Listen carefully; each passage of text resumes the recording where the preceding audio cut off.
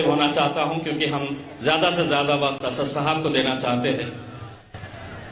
2 दिन पहले मैं इसी ग्राउंड के ऊपर आया था ये जायजा लेने के लिए कि असदुद्दीन अवैसी साहब की सभा भिवंडी में होने वाली है, तो ग्राउंड कैसा है, उसकी तैयारी कैसी है, उसका जायजा लेने के लिए मैं यहां पर पहुंचा। तो इसी ग्राउंड के ऊपर कुछ पुलिस ऑफिसर्स यहां पर आए, उनके साथ मशवरा हुआ, उन्होंने कुछ सुझाव दिए, हमने कुछ सुझाव दिए, लेकिन उनमें से एक पुलिस ऑफिसर ने बड़ी ही मुस्कुराहट के साथ उन्होंने मुझसे यह कहा कि साहब भिवंडी का माहौल बहुत शांत है,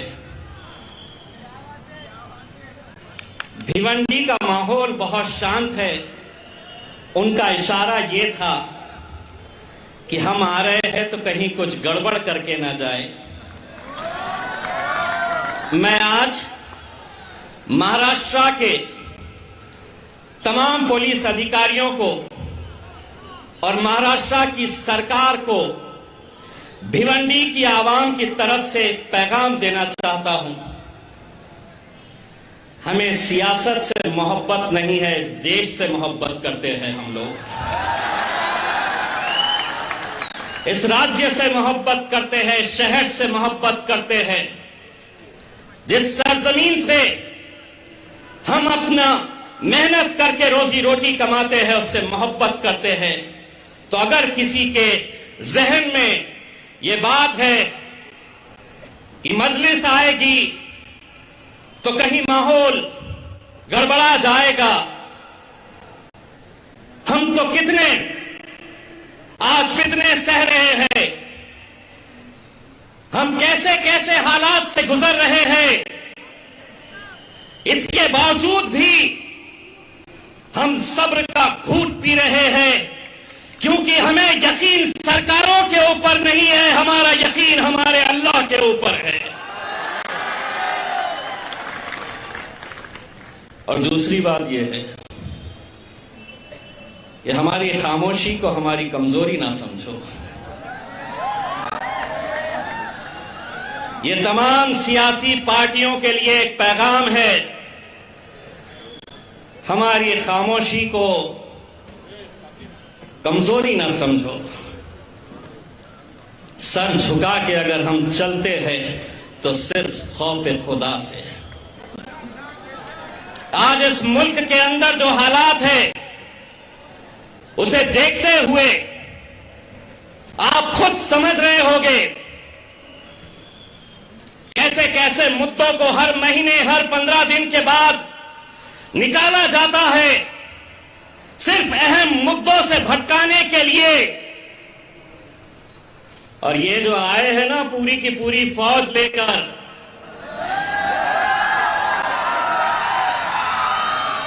आज ये पैगाम दो कि मजलिस ने भिवंडी की सरजमीन से ये ऐलान किया है कि हमें सियासत से मोहब्बत नहीं है, हम मुल्क से मोहब्बत करने वालों में से हैं। लेकिन नहीं, क्या बोलते, कुछ मिलता क्या, 3 दिन तक अपनी दुकान चलती क्या, लगे रहेंगे। एक बात समझ लो, ये वो आवाम है जिनके साथ हमने एक दिल का रिश्ता बनाए हैं। अब हम भी इतने होशियार हो चुके हैं कि हम बोलकर निकल जाएंगे और तुमको समझ में भी नहीं आएगा कि हमने क्या बोले। और ये आप लोगों ने ही हमें होशियार किया है, बहुत बहुत शुक्रिया आपका। जैसा किसी ने कहा, हमें फख्र है कि हमारे कायद अकबरुद्दीन अवैसी साहब औरंगाबाद में आए, प्रोग्राम था एक स्कूल की तामीर करना।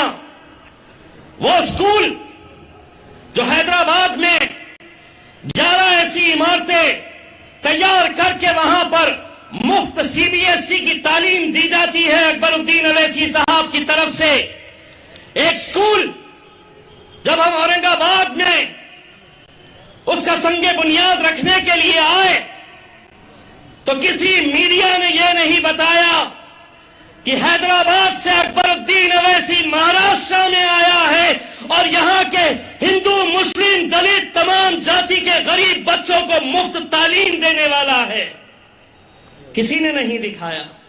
दिखाया तो क्या दिखाया कि यहां क्यों गए, इसके सामने इस मजार पे क्यों गए।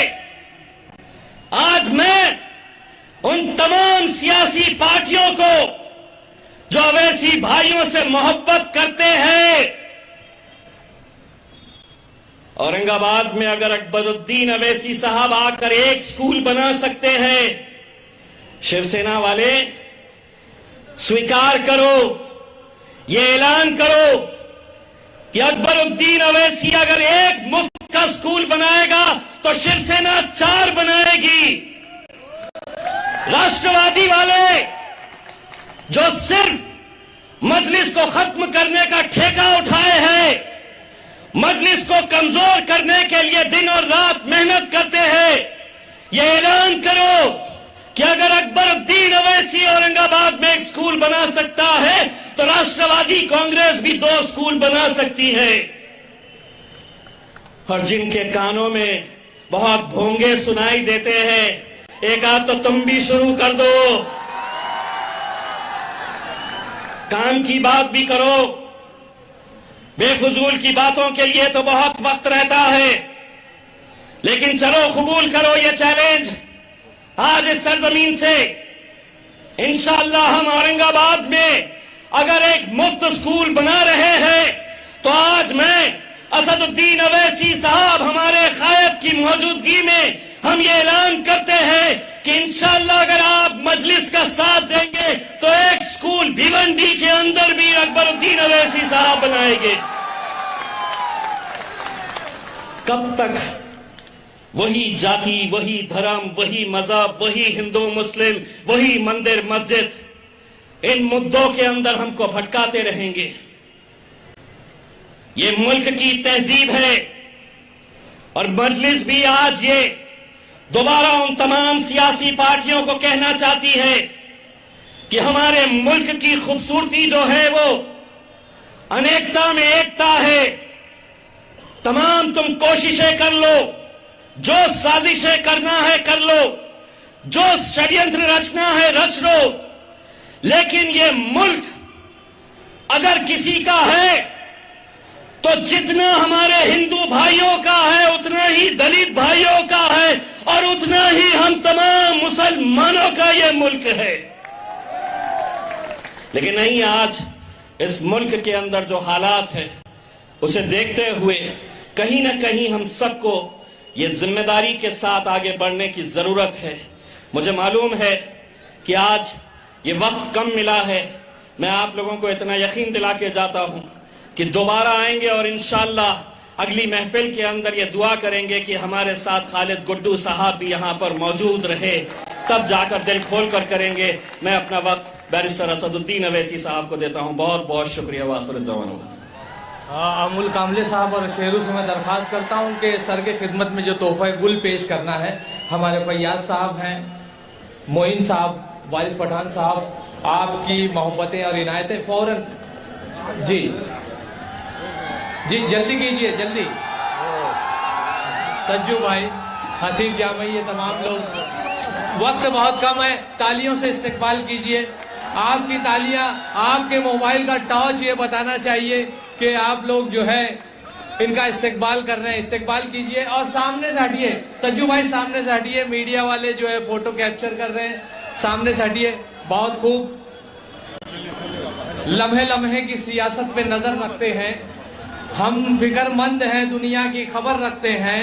मार ही डालेगी ये दुनिया, वो दुनिया है, हम जो जिंदा है तो जीने का हुनर रखते हैं। जनाब असदुद्दीन अवैसी साहब, बैरिस्टर असदुद्दीन अवैसी साहब।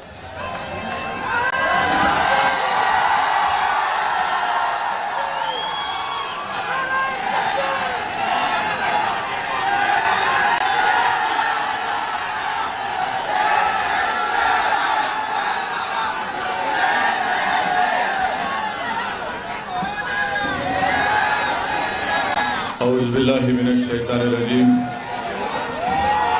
बिस्मिल्लाहिर्रहमानिर्रहीम अस्सलामु अलैकुम व रहमतुल्लाहि व बरकातुहू।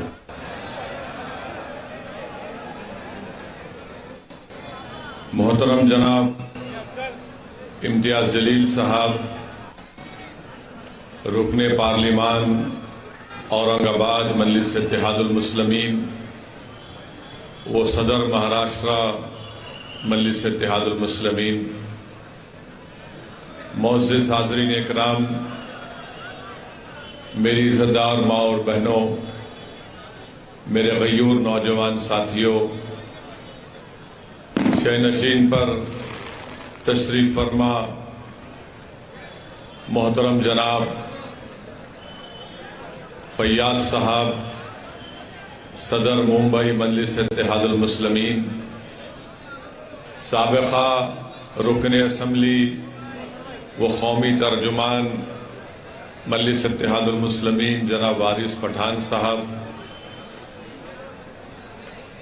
जनरल सेक्रेटरी महाराष्ट्र मजलिस इत्तेहादुल मुस्लिमीन मोहतरम सैयद मोइन साहब, मुमरा के मजलिस इत्तेहादुल मुस्लिमीन के सदर शादाब पठान साहब, भिवंडी के वर्किंग प्रेसिडेंट मजलिस इत्तेहादुल मुस्लिमीन शादाब उस्मानी साहब,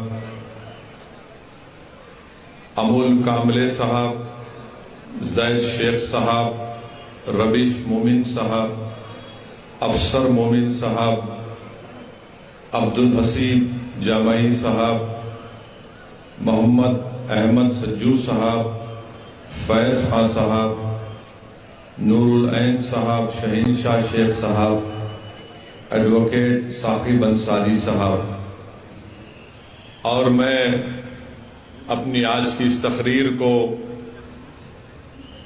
अल्लाह के फजलो करम से मैं जो कुछ बयान करूंगा, मैं इसको मेरे भाई और भिवंडी के जो सौदर हैं खालिद गुड्डू साहब के नजर पेश करता हूं, जो आज जेल की सलाखों में हुकूमत के जुल्म का शिकार हैं। और हम अपनी जानिब से महाराष्ट्र की हुकूमत से इस बात का मुतालबा करते हैं, डिमांड करते हैं कि खालिद गुड्डू साहब को जल्द से जल्द रिहा करवाया जाए। 2 साल से खालिद गुड्डू को जेल में रखना ये इंसाफ की तौहीन है। हुकूमत का काम यह है कि किसी को जेल में ना रखे, बल्कि उनको जेल के बाहर लाए। अगर उन पर कोई मुकदमात हैं तो आप चलाइए जरूर, मगर मेरा मानना यह है कि खालिद गुड्डू को निशाना बनाकर उनकी बढ़ती हुई मकबूलियत को रोकने के लिए इस तरह की साजिश और मंसूबा रचा गया। मैं खालिद गुड्डू की इस को जो जेल में रखा गया, उन पर जो मुकदमे आयद किए गए, मेरा मानना यह है कि तमाम के तमाम मुकदमात में कानूनी तौर पर कोई उसमें दम नहीं है, क्योंकि हुकूमत नहीं चाहती कि खालिद गुड्डू बाहर आए, इसीलिए उनको जेल में रखा जा रहा है। मगर मुझे यकीन है कि इंशाअल्लाह ताला अल्लाह सुब्हाना व ताला के पास देर है अंधेर नहीं है। जल्द से जल्द अल्लाह अपने फजलो करम से खालिद गुड्डू साहब को रिहा करवाएगा।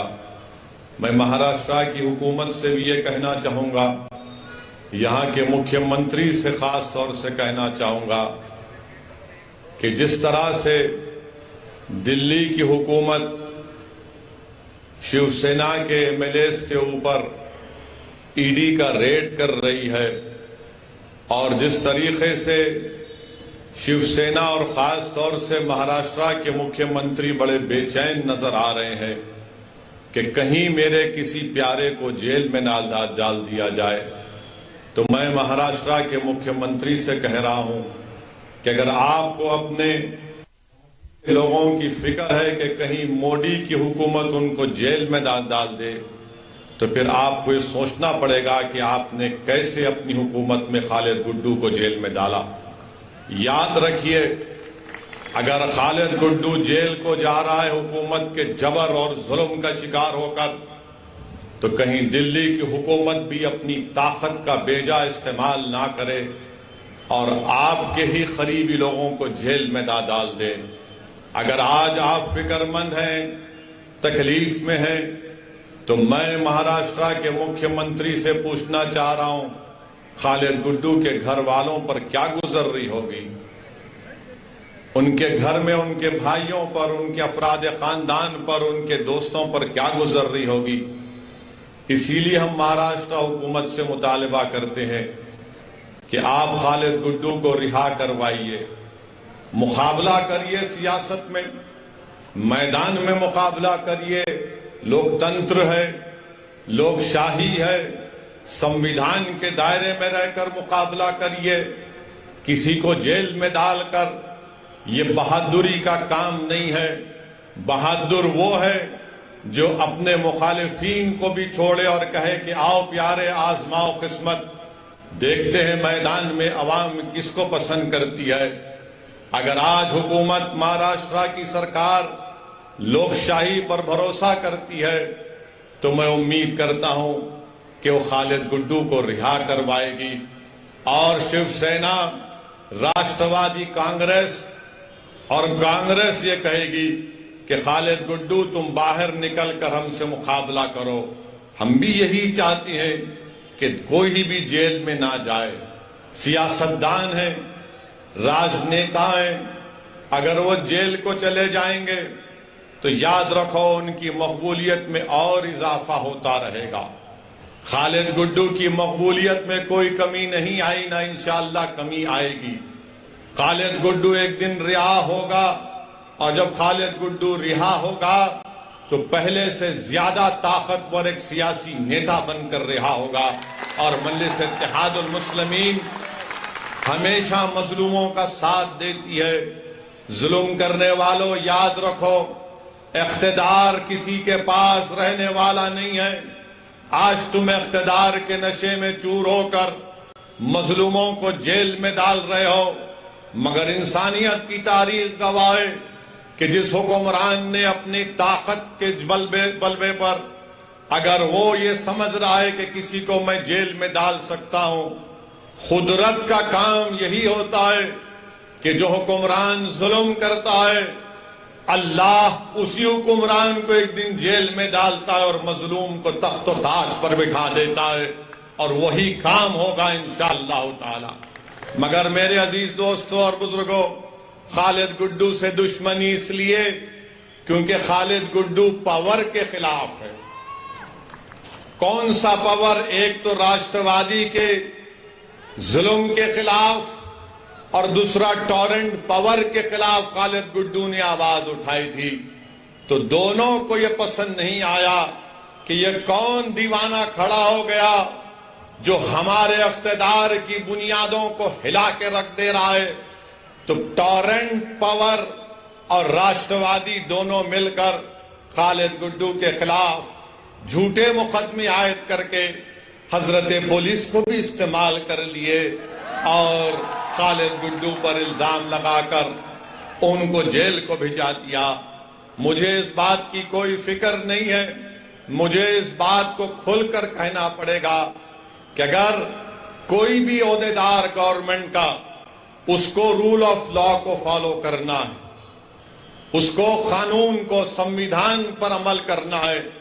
अगर आज आप संविधान को नजरअंदाज करके, रूल ऑफ लॉ को नजरअंदाज करके, जिसको उर्दू में कहती है कि कानून की बालादस्ती को अगर आप नजरअंदाज कर रहे हैं, आज आप मौज मना लो, कल ये लोग जब इख्तिदार पर सत्ता में नहीं रहेंगे तो फिर कौन आएगा आपको बचाने के लिए। इसीलिए हम अपील कर रहे हैं कि महाराष्ट्र की सरकार, जो महाराष्ट्र की जेलों में जो लोग मजलूम हैं, उन सबको रिहा करे।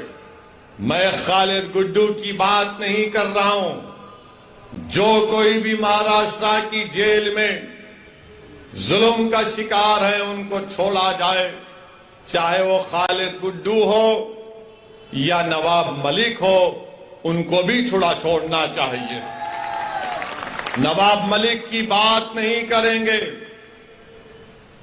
मुल्क का माहौल इस तरह से बना दिया गया कि बीजेपी, राष्ट्रवादी कांग्रेस, शिवसेना,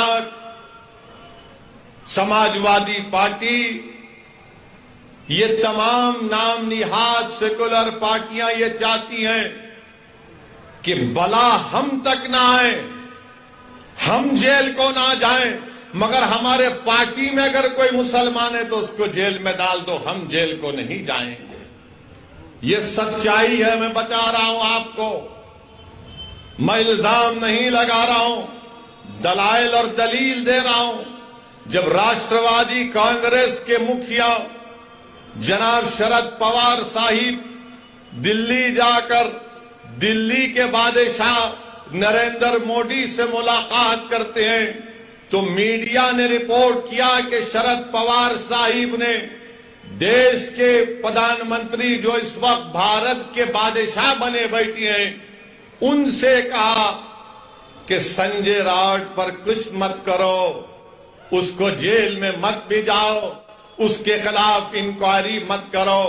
मैं पूछना चाह रहा हूं राष्ट्रवादी कांग्रेस के लोगों से, उनको नवाब मलिक क्यों याद नहीं आया? नवाब मलिक का नाम लेना था ना।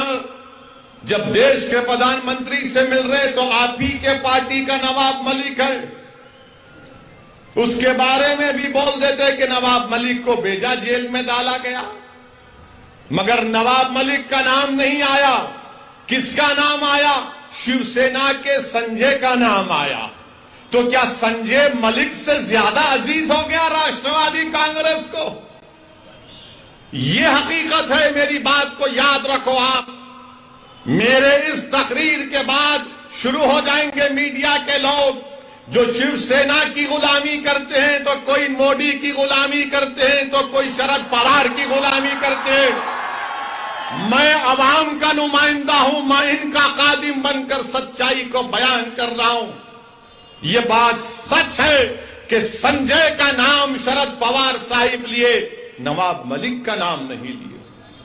क्यों? नवाब मलिक क्या कमतर है संजय से? आप बताओ, क्या नवाब मलिक कमतर है संजय से? क्या नवाब मलिक और संजय बराबर नहीं है? जब बराबर है तो बोलते भी नहीं है जबान से अपनी। क्यों नहीं बोलते? मुसलमान है, कहां जाएगा, इसको डराओ, दौड़ते हुए आएगा हमारे पास। बोलो इसको सेकुलरिज्म, ये सेकुलरिज्म का गुलाम है, ये हमारे पास दौड़ के आएगा। बोलो इसको गंगा जमुनी, वो बाजा बजा कर आएगा। एक मुशायरा कर दो तो वो दौड़ कर आएगा।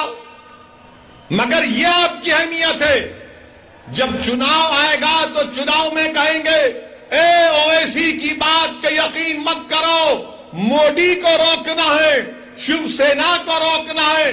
जब महाराष्ट्र के विधानसभा चल रहे थे, इसी जगह पर मैं आया था, इसी विधानसभा में भिवंडी के। मैंने आपसे अपील की थी कि यहां से खालिद गुड्डू को कामयाब करिए।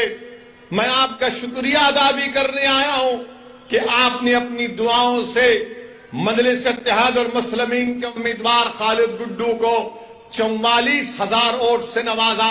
मैं आपको दिल की गहराइयों से सलाम करता हूं। मगर उस वक्त आपको याद होगा, यही राष्ट्रवादी के लोग, कांग्रेस के लोग कह रहे थे ओवैसी को वोट मत दो, भाजपा और शिवसेना को रोकना है।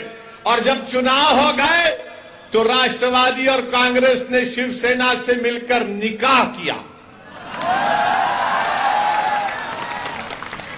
निकाह किया। अब ये 1, 2, 3 में दूल्हा कौन है मुझे नहीं मालूम, मगर एक सदाबहार दूल्हा आपके सामने खड़ा हुआ है। जब सत्ता को मिलना था, सीएम की कुर्सी थी, मंत्री की पोस्ट थी, दौलत थी, इख्तिदार था, तो बोले मुसलमान का छोड़ो, कहां जाएगा, उसको हम तो हमेशा से धोखा देते आए हैं। हमने भिवंडी में फसाद करवाया, भिवंडी में मरवाया, इंक्वायरी कमीशन की रिपोर्ट भी आई, मुसलमान भूल जाता है। जज्बात में लाओ मुसलमान को, भाजपा का, शिवसेना का, सेकुलरिज्म का, इसको पार्ट इसके सामने पढ़ो, मुसलमान सन्नाटे में आ जाता। अब आप बताइए, जब मैं पुकार कर कह रहा था 2019 के असेंबली और विधानसभा के चुनाव में कि कामयाब करो खालिद गुड्डू को, आपकी आवाज विधानसभा में जानी चाहिए, तो मेरी ही मुखालिफत में हमारे ही दरमियान से लोग खड़े होकर कहे ये जज्बाती बात करता है। अब बताओ क्या मैं सच था ये और आप झूठे नहीं थे? मेरे अजीज दोस्तों और बुजुर्गों, ये सब चीजें आपके सामने इसलिए रख रहा हूं ताकि आप जब यहां पर इंशाअल्लाह ताला भिवंडी के लोकल बॉडी के बल्दिया के इंतखाबात होंगे तो आप एक अच्छा फैसला करेंगे और आप मुत्तहिद होकर यहां से इंशाअल्लाह मजलिस के नुमाइंदों को कामयाब करेंगे। और मैं आपसे वादा कर रहा हूं कि हम भी ये कोशिश कर रहे हैं कि हमारी कमजोरियों को, हमारी खामियों को दूर किया जाए। मैं आपसे अपील कर रहा हूं कि आप हमारी रहबरी करिए, हमारी सरपरस्ती करिए। अगर हम गलती करते हैं तो हमारा हाथ पकड़कर टोकिए, मगर इस कारवां को, इस जिम्मेदारी को आपको लेकर आगे बढ़ना है, आपको कामयाब करना है। मैं यहां पर नहीं आया हूं अपने लिए, बार बार यही कहता हूं मैं और कहता रहूंगा। मैं यहां पर इसलिए आया हूं कि ताकि आपकी लीडरशिप बने, आपका कायद बने, जो आपकी आवाज विधानसभा हो, पार्लियामेंट हो, यहां की बल्दिया हो, वहां पर गूंजे। टॉरेंट पावर के जुल्म का खात्मा हो। ये बुनकरों की सरजमीन है, ये मजदूरों की सरजमीन है, और यहां पर एक बरखी कंपनी गरीबों का खून चूस रही है, और खून चूसने में मदद कर रही है शिवसेना, राष्ट्रवादी कांग्रेस और कांग्रेस। आखिर क्या बात है कि सिर्फ यहां पर कितने वो कोणार्क विकास अघाड़ी के सिर्फ 4 नगर सेवक है और उनका महापौर बन जाता है, सिर्फ 4 उनके। और फिर इसमें कांग्रेस भी और शिवसेना भी, बीजेपी भी इनकी मदद करते हैं। क्या बात है, ये आपके रिश्तेदार हैं क्या? 4 इनके, 47 कांग्रेस के, भाजपा की 18। क्या बैठ के बिरयानी खा लिए तुम लोग? पूरा भिवंडी को लूट लिए।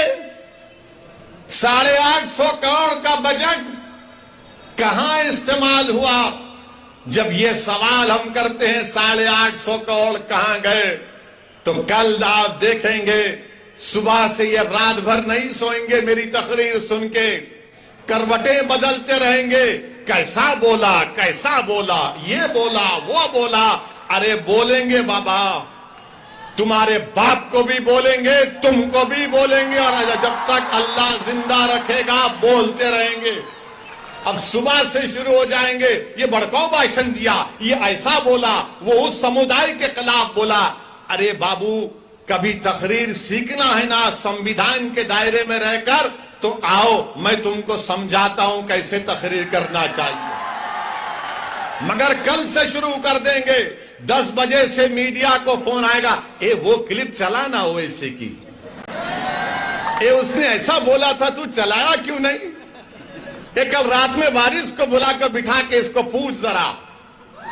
कितनों को बिठा के पूछेंगे, कुछ भी निकलने वाला नहीं है इसमें से। जो बात सच्ची होती है वो कड़वी होती है। कड़वी उन लोगों के लिए होती है जो जुल्म करते हैं, और जो बात सच्ची होती है वो अवाम के दिलों को छू जाती है और दिलों में समा जाती है। इसीलिए मजलिस इत्तेहादुल मुस्लिमीन से मुखालिफत। 850 करोड़ का बजट, और अस्पताल जैसा भी कहा गया कि वेंटिलेटर पर है। 850 करोड़ कहां गए? कैसे अस्पताल नहीं अच्छा हुआ? किसके जेब में गए? आप अंदाजा लगाइए, 850 करोड़ का बजट अगर अस्पताल की अच्छाई के लिए, डेवलपमेंट के लिए इस्तेमाल होता तो गरीबों को इससे फायदा पहुंचता भिवंडी की। मगर इनको ये चाहते हैं कि नहीं नहीं, गारत का गड़ा है, इनका भरता नहीं है।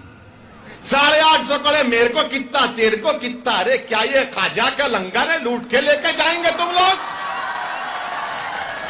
ऐसा लगता है कि पूरे डाकू एक हो गए।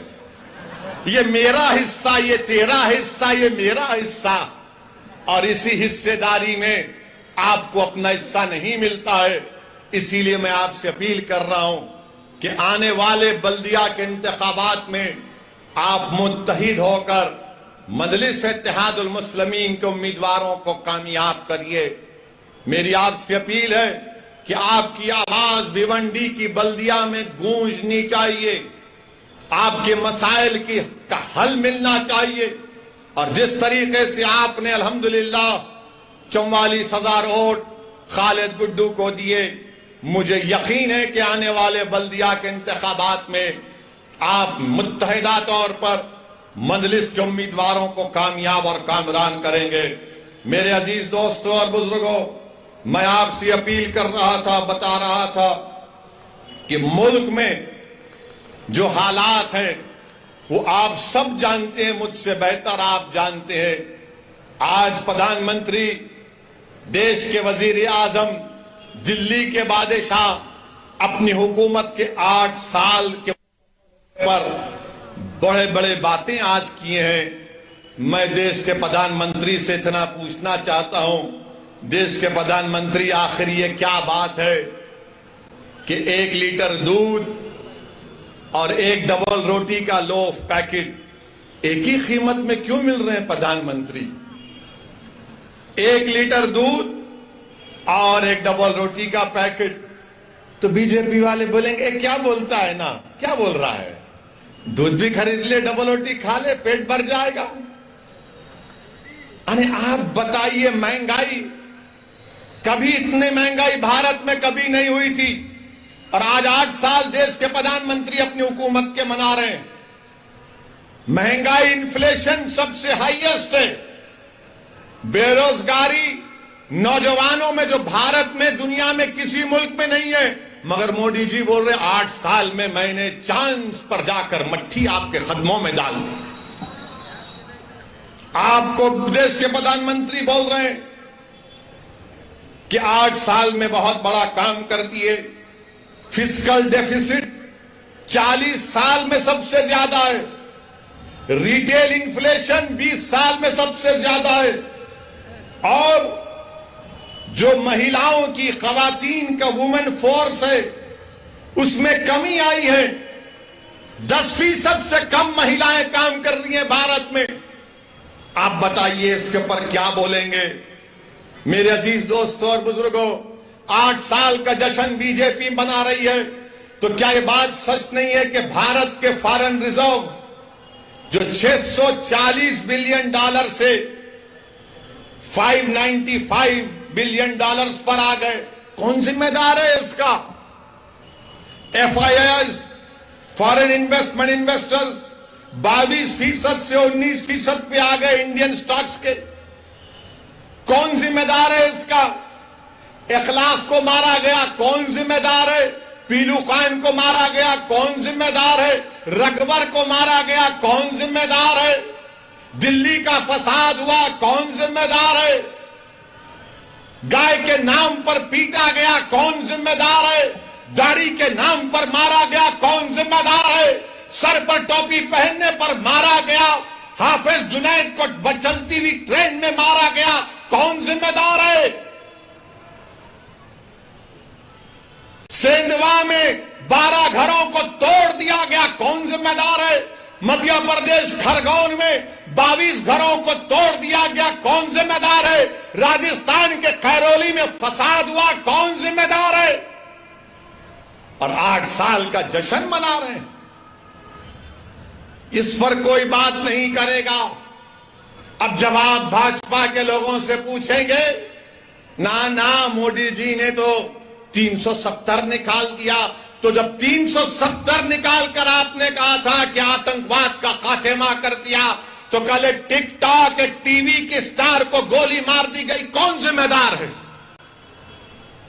एक गवर्नमेंट का मुलाजिम पंडित था, कश्मीरी पंडित, उसको मार दिया गया, कौन जिम्मेदार है? तुमने एक झूठी पिक्चर तो बना दी जज्बात में और नफरत पैदा करने के लिए इस्लाम और मुसलमानों के लिए, मगर वो पंडित को मारा, कौन जिम्मेदार है? तुम्हारी सरकार है। पड़ोसी पाकिस्तान से टेररिस्ट कश्मीर में घुस कर आकर गोलियां चलाते हैं, कौन जिम्मेदार है इसका? आपकी सरकार है। नौकरियां नहीं है, कौन जिम्मेदार है इसका? कौन जवाब देगा इसका? हां, मैं मानता हूं कि इन सब की जिम्मेदारी अगर किसी पर है, इन्फ्लेशन बढ़कर है, तो मुगल बादशाह अकबर जिम्मेदार है। नौजवानों में, युवाओं में बेरोजगारी है, तो ताजमहल बनाने वाले शाहजहां की जिम्मेदारी है। पेट्रोल डीजल बढ़ गया, औरंगजेब जिम्मेदार है, मोदी जी नहीं है जिम्मेदार। ये लोग करके गए, इसीलिए पेट्रोल आज तक बढ़ रहा है। सरकार आपकी है, मैं खुद कह रहा हूं ना, औरंगजेब, अकबर, शाहजहां सब जिम्मेदार हैं, मोदी जी नहीं है जिम्मेदार। मेरे अजीज दोस्तों और बुजुर्गों, एक बात मैं भारत के मुसलमानों को भिवंडी से कहना चाहूंगा। भारत के जो सेकुलर जहन रखने वाले हमारे हिंदू भाई बहन हैं, दलित हैं, ओबीसी समाज के लोगों से कहना चाहूंगा, भारत कैसे बना? ये आज जो भारत है कैसे बना? ये आरएसएस, बीजेपी कहती है कि आक्रमण करने वाले मुसलमान आए थे, कहते हैं ना, ये आए थे, आक्रमण करने वाले आए थे भारत में। तो क्या भारत की तारीख सिर्फ मुगलों से शुरू हुई क्या? नहीं, 65,000 साल पहले भारत में, जो मौजूदा भारत है या जो हम जिसको कहते हैं, ये हमारा जो खित्ता है, उसमें 65,000 साल पहले अफ्रीका से लोग आए थे। 65,000 years ago, people from Africa came to India, Bharat of that time. फिर 45,000 साल पहले ईरान से किसान आए थे। फिर उसके बाद मशरिकी एशिया से ईस्ट एशिया से लोग आए। फिर उसके बाद से सेंट्रल एशिया, वस्ती एशिया से लोग आए, उनको आर्यन बोलते। तो 4 किस्म का माइग्रेशन हुआ, अफ्रीका से, ईरान से, और तीसरा हुआ मशरिकी एशिया से, जिसको स्टेप्स पैस्टोरलिस्ट कहते हैं, और चौथा वस्ती एशिया से, जिनको आर्यन कहते हैं। ये 4 आए तो भारत बना। अब भारत किसका है मालूम आपको? मेरा भी नहीं है भारत, ना उद्धव ठाकरे का भी है, ना ओवैसी का है, ना मोदी का है, ना शाह का है।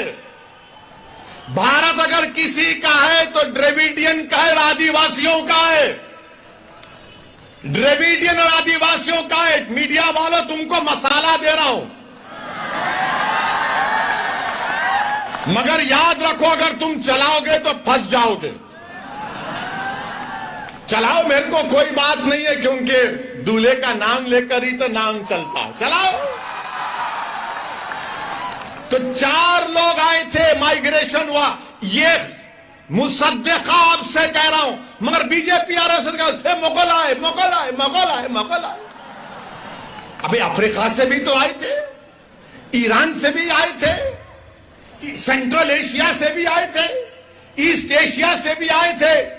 ये सब मिले तो भारत बना। मगर आदिवासी यहां का है, द्रविडियन यहां का है। ये आर्यंस आए थे 4000 साल पहले।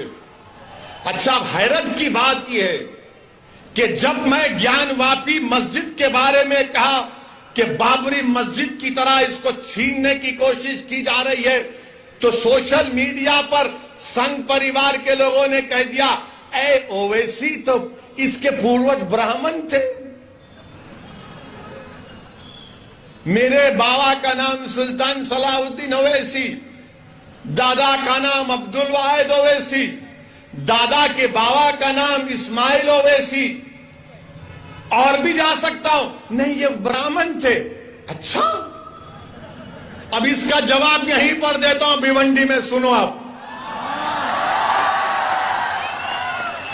मुंह नहीं लगना मेरे, तुम याद रखो, मैं उन पागलों की तरह नहीं हूं, थम्स अप नहीं हूं, दलाइल देकर बात करता हूं। सुनो, मेरा ताल्लुक किससे?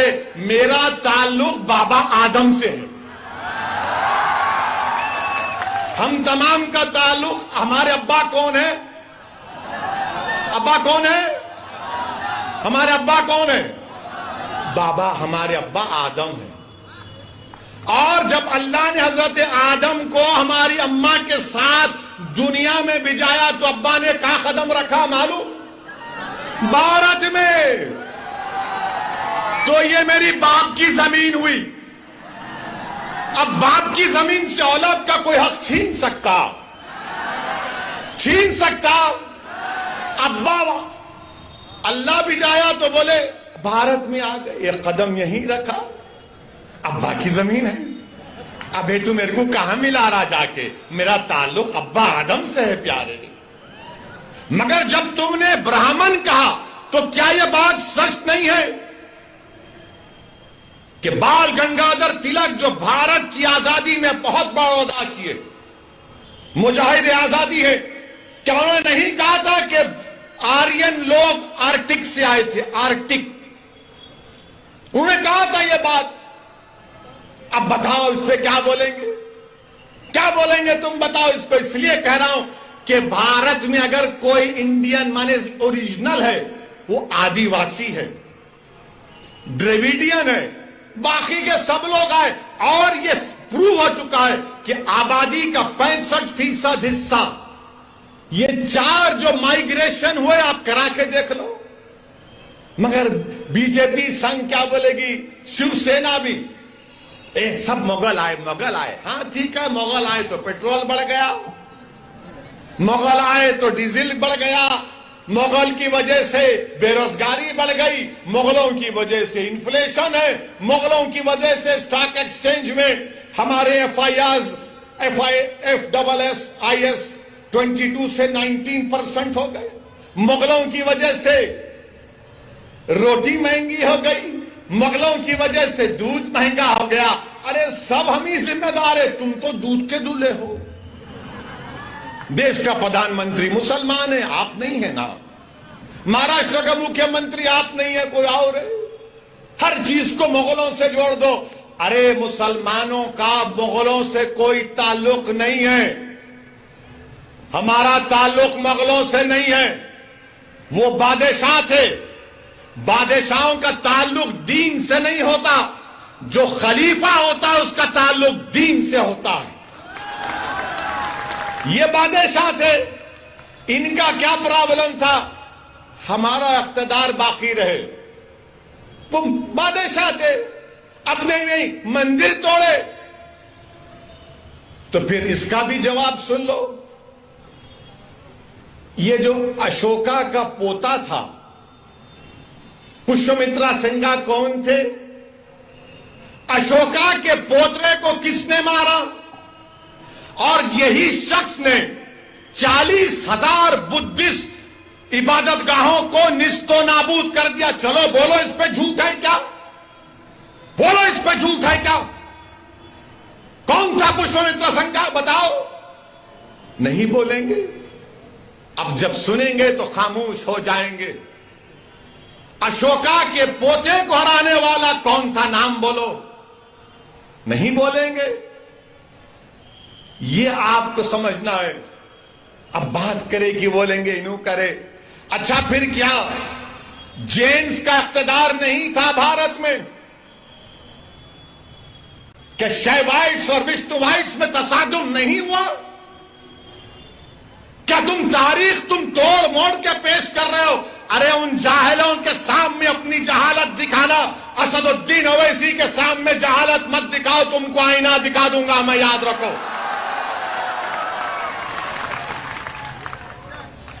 बोलो अशोका के पोते को किसने मारा था? कौन मारा था अशोका के बेटे को? बोलो। नहीं बोलेंगे, सांप सूंघ जाएगा इनको। बोलेंगे नहीं मुगल मुगल। अबे रात में मुगल, दिन में मुगल, बैतुल खला में मुगल। कभी निकलो तारीख से। तारीख यह है भारत की कि 65,000 साल पहले अफ्रीका से लोग आए थे भारत में। आर्यन तो 4,000 साल का मामला है। और फिर बोलते नहीं ये अनटचेबिलिटी जो है ये मुगलों ने शुरू की। झूठ। सच क्या है? सच ये है कि बाबा साहेब अंबेडकर ने कहा कि 400 AD यानी हजरत ईसा के इस दुनिया से उठाने जाने के बाद 400 AD में ये अनटचेबिलिटी शुरू की गई है। बाबा साहेब अंबेडकर ने लिखा। ह्यून सांग एक ट्रैवलर है, उसकी किताब पढ़ो। ये संगी नहीं पढ़ते। काली मुगल मुगल मुगल। बोलो कौन क्या बाबा साहेब अंबेडकर ने नहीं कहा था? उस पर बात नहीं करेंगे। और बोलेंगे तुम लोग मंदिरों को तोड़ दिए, तो क्या स्वामी विवेकानंदा ने अपनी किताब में नहीं लिखा कि जगन्नाथ की मंदिर बुद्धिस्ट इबादत गाह पर बनाई गई?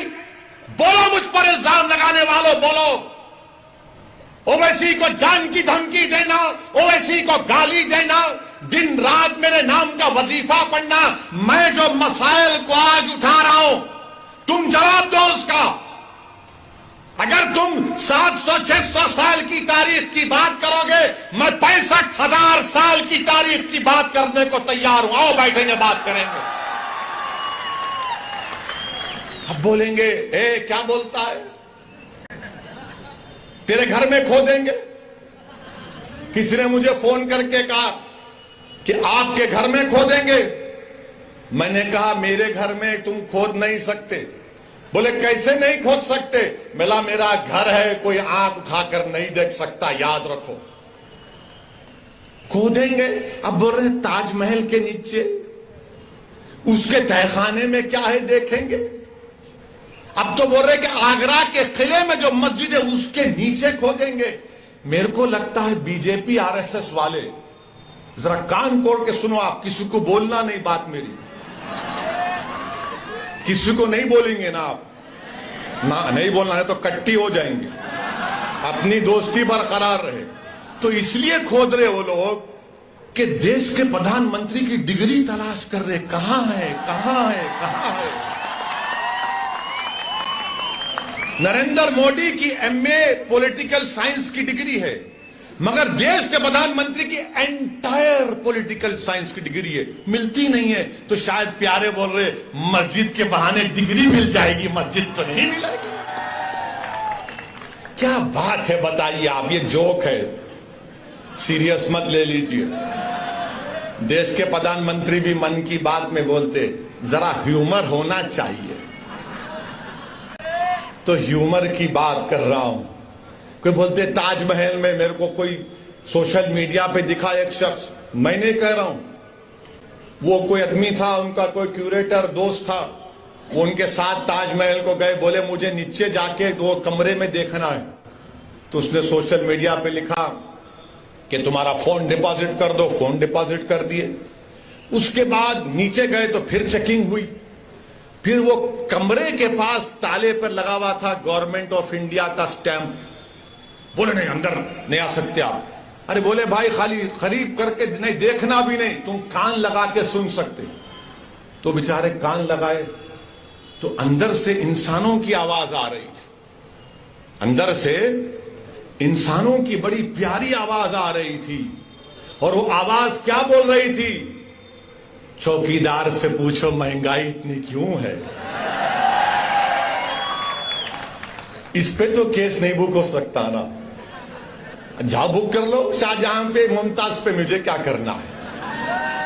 मैं सोशल मीडिया पे पढ़ के कह रहा हूं, उसको बुक करो आप। मगर मेरे अजीज दोस्तों और बुजुर्गों, मुल्क की हालात आपको ये बता रहे हैं कि नफरत और बीजेपी और संघ परिवार मिलकर भारत के मुसलमानों के खिलाफ एक ऐलान जंग कर चुके हैं, ऐलान जंग कर चुके हैं और हमारी हर तहजीब की हर निशानी को मिटाना चाहते हैं, हर चीज को मिटा देना चाहते हैं। हलाल गोश्त देश के लिए खतरा, हिजाब देश के लिए खतरा, दाढ़ी देश के लिए खतरा, टोपी देश के लिए खतरा, मस्जिदें देश के लिए खतरा, मस्जिद की मीनारें देश के लिए खतरा, मस्जिद की अज़ान की आवाज देश के लिए खतरा, सब चीज खतरा है देश के लिए। और इस बात में आप देख लो, जब ये बातें हो रही हैं तो क्या कांग्रेस कुछ बोलती, क्या राष्ट्रवादी कुछ बोलती है, क्या शिवसेना कुछ बोलती है, क्या समाजवादी कुछ बोलती है, क्या आम आदमी पार्टी कुछ बोलती है? कोई अपने आप को सेकुलर पार्टी बोलने वाले कुछ नहीं बोलेंगे। हलाल पे गोश्त पे नहीं बोलेंगे, हिजाब पे नहीं बोलेंगे, अज़ान पे नहीं बोलेंगे, ज्ञानवापी मस्जिद को छीनने की बात पर नहीं बोलेंगे। क्यों नहीं बोलेंगे? मुसलमान को डराओ, वो तो हमारा कैदी है, और हम ज्यादा बोलेंगे तो हमारा हिंदू वोट हमको नहीं मिलेगा। मेरे अजीज दोस्तों और बुजुर्गों, इसका मुझे जिस बात का अंदेशा है कि अगर इस तरह से दबाया जाएगा, इस तरह से रुसवा किया जाएगा, तो फिर ये जो नौजवान जो आज भारत में खास तौर से दलित और मुसलमान नौजवान हैं, अगर उनका एतमाद जमहूरियत से, लोकशाही से अगर कम हो जाएगा, वो अपने घरों में जाकर बैठ जाएंगे, वो घरों में जाकर अपने बैठ जाएंगे और दूसरे दर्जे के शहरी बन जाएंगे। मैं नहीं चाहता कि ये नौजवान जो कल इस देश का मुस्तकबिल इनके कंधों पर रहेगा, वो मायूस होकर, रुस्वा होकर अपने घरों में बैठ जाएं, अपने दरो दीवार को बंद कर लें, अपने दिमाग को सोचने की और तमीज पर जोर ना डालें और बंद कर लें अपने दिमाग को। वो हमारी जमहूरियत के लिए खराब दिन होगा। इसीलिए मैं कहता हूं और कहता रहूंगा, जमहूरियत है। ज्ञानवापी मस्जिद के बारे में बोला तो कौन सा गुनाह किया? मैं जब बाबरी मस्जिद का फैसला आया था, मेरी प्रेस कॉन्फ्रेंस उठाकर देख लो आप, मैंने उस फैसले को कहा था, अंग्रेजी में कहा था कि this is a victory of faith over facts, this is a victory of faith over facts. मैंने अपने प्रेस कॉन्फ्रेंस में कहा था कि मुझे अंदेशा है कि इस फैसले के बाद और मसाइल शुरू हो जाएंगे। मैंने नाम लेकर कहा था, ज्ञानवापी, मथुरा, लखनऊ की टीले वाली मस्जिद, सब सच साबित हो रहा आज। उस वक्त भी सब गालियां दिए मुझे। मैं भिवंडी की आवाम से, भारत के मुसलमानों से और भारत के हमारे हिंदू दलित भाइयों से जो अम्बेडकर और गांधी को अपना लीडर मानते हैं, इस दीवाने की बात का यकीन थोड़ा करो। तुम मुझसे नफरत करो इनफरादी तौर पर, मगर मैं कह रहा हूं तो मेरी बात को सुनो, याद रखो, ये रात लंबी रहने वाली है। भिवंडी के आवाम, भारत के मुसलमानों, मेरी इस बात को याद रखो, ये रात अंधेरी रहने वाली है, लंबी अंधेरी रहने वाली है। अगर तुम ये समझ रहे हो कि कोई सेकुलर पार्टी आकर तुम्हारे इस अंधेरे को दूर करेगा, ये अंधेरा क्या है? फिरका परस्ती का अंधेरा, नफरत का अंधेरा। इस अंधेरे में अगर रोशनी अगर कोई पैदा कर सकता है तो आप और हम कर सकते हैं। आप एक चिराग जलाओ अपनी सियासी ताकत का, एक चिराग जलाओ। इस चिराग में तुमको तेल की जरूरत नहीं, इस चिराग में तुमको अपने आंसुओं की और अपने जज्बात की जरूरत है। तुम एक चिराग जलाओ इन तूफानों में, इन नफरत के तूफानों में, इस चिराग को जलाओ और अपनी रोशनी से तमाम माहौल को मुनव्वर कर दो। अगर आज आप खामोश बैठ जाएंगे तो फिर आने वाली नस्ल आपको जवाब नहीं देगी, आपको जवाब देना पड़ेगा। मेरे अजीज दोस्तों और बुजुर्गों, हिजाब, हलाल गोश्त, मस्जिद, अज़ान, CAA सब पे होते होते अब टीवी पर अल्लाह के रसूल सल्लल्लाहु अलैहि वसल्लम की शान में बकवास भी हो रही। एक अंग्रेजी टीवी चैनल के ऊपर भारतीय जनता पार्टी के स्पोक्स पर्सन एक मोहतरमा साहिबा ने रहमतुल्लाह आलमीन सल्लल्लाहु अलैहि वसल्लम पर अनाप शनाप बोल दिया, हमारी उम्मत की मां पर कुछ बोल दिया। मैं पूछना चाहता हूं क्यों नहीं कांग्रेस बोलती इसके ऊपर, इसके खिलाफ? क्यों नहीं राष्ट्रवादी इस पर कुछ बोलती है? कौन बोलता है? मुसलमान ही बोलता है, असदुद्दीन ओवैसी बोलता है। हैदराबाद में आज कमिश्नर ऑफ पुलिस हैदराबाद के पास एक कुल जमाती डेलीगेशन गया, मगर आपको बता रहा हूं और आप गवाह हैं मेरी इस बात का कि जब कमली वाले पर कोई अनाप शनाप बकता है तो कोई नहीं बोलता। उद्धव ठाकरे के बारे में अगर कोई बोलेगा तो उसके घर को जाकर उसको धमकी दी जाएगी या उसके मुंह पर कालिक फेंकी जाएगी। शरद पवार पर कोई बोलेगा तो थप्पड़ मारा जाएगा। शरद पवार के बारे में कोई लिखेगा तो उस एक्ट्रेस को जेल में डाल दिया गया। तो बताओ क्या शरद पवार को बोला जाएगा, उद्धव ठाकरे को बोला जाएगा, मोदी को बोला जाएगा, और जब मेरे रसूल के बारे में बोला जाएगा तो तुम सब गूंगे बन जाओगे, तुम कुछ नहीं बोलोगे। मैं आपसे मुखातिब नहीं हूं, मैं इख्तिदार की कुर्सियों पर बैठने वालों से पूछ रहा हूं, बताओ बोलो। शरद पवार के बारे में बोले तो थप्पड़ मारकर ऐनक तोड़ दिए, उस एक्ट्रेस ने कुछ कहा तो जेल में डाल दिए, मोदी के खिलाफ लिखे तो जेल में डालते हैं, योगी के खिलाफ कुछ बोले तो जेल में डालते हैं, और रसूल अल्लाह सल्लल्लाहु अलैहि वसल्लम की शान में को अनाप शनाप बकता है। अरे खाली नारे लगाने से कुछ नहीं होता। मैं जो कह रहा हूं सोचो उस बात पर। जब अल्लाह अकबर कहते ना तो उसके माने समझो। मेरे अजीज दोस्तों और बुजुर्गों, आपकी खामोशी मुझे शिकवा इन तमाम पार्टी से नहीं है, मैं आपसे शिकायत कर रहा हूं। मैं आपके सामने अपना दर्द बयान कर रहा हूं। मैं अपनों के दरमियान में खड़े होकर आपसे भीख मांग रहा हूं। मुझे उनसे उम्मीद नहीं है, मुझे आपसे उम्मीद है। अगर मेरी बात कड़वी लग रही तो अपना एक दीवाना बेटा और भाई समझकर माफ कर दो, मगर मेरा हक बनता है कि मैं तुम्हारे सामने बोलूं। अगर तुम्हारे सामने नहीं बोलूं तो कहां जाकर बोलूं, बताओ। मेरे अजीज दोस्तों और बुजुर्गों, इसीलिए आपको अपनी एक सियासी ताकत को मजबूत करना, चाहे जिले सतह पर हो, बल्दिया का इलेक्शन हो, जिला परिषद का इलेक्शन हो, असेंबली का हो, पार्लियामेंट का हो, आपको अपनी आवाज उठानी चाहिए, नुमाइंदा होना चाहिए। मत जाओ इन लोगों की बातों में कि ओवैसी खड़ा होगा तो उन्होंने जीत जाएंगे। अरे जब मैं नहीं भी खड़ा हो रहा हूं तो जीत रहे ना।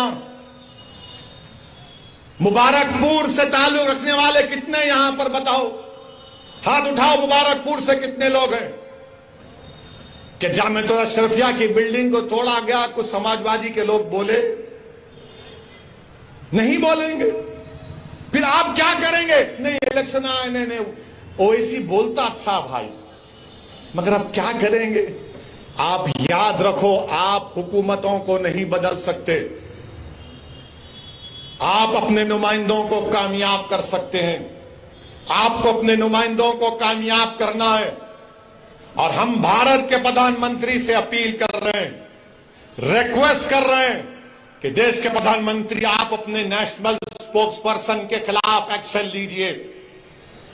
अगर आप सबका साथ, सबका विकास, सबका विश्वास की बात करते हैं, आप हमारे खिलाफ रहिए, मगर इतना नफरत मत करिए कि जिसके नाम का सदका हम खाते हैं आप उनके नाम के बारे में अनाप शनाप बक दें। जिसके नाम का हम सदका खाते हैं, देश के प्रधानमंत्री हम आपसे अपील कर रहे हैं कि अल्लाह के रसूल सल्लल्लाहु अलैहि वसल्लम के बारे में आपके स्पोक्स पर्सन ने जो अनाप शनाप बका, आप मुसलमानों के भी प्रधानमंत्री हैं, आप देश के प्रधानमंत्री हैं। आप बता दो ये चीज गलत है, उसको रोको, आप केस बुक करो। देश के प्रधानमंत्री को एक काम करना चाहिए। करेंगे नहीं करेंगे मुझे नहीं मालूम, मगर मुझे यकीन है कि जिसने भी इस तरह की अनाप शनाप बका है उसको उसका सियासी चराग उठता जाएगा, उसको सिक्योरिटी मिलेगी, उसको बड़े बड़े ओहदे दिए जाएंगे।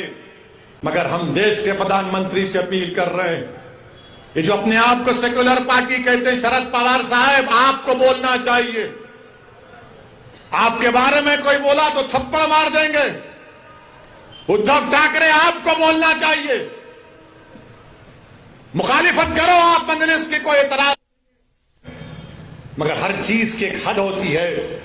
किसी को इस बात की इजाजत नहीं है कि आप किसी भी मजहब के बारे में, उनके बड़े बड़े लोगों के बारे में आप अनाप शनाप बक दें।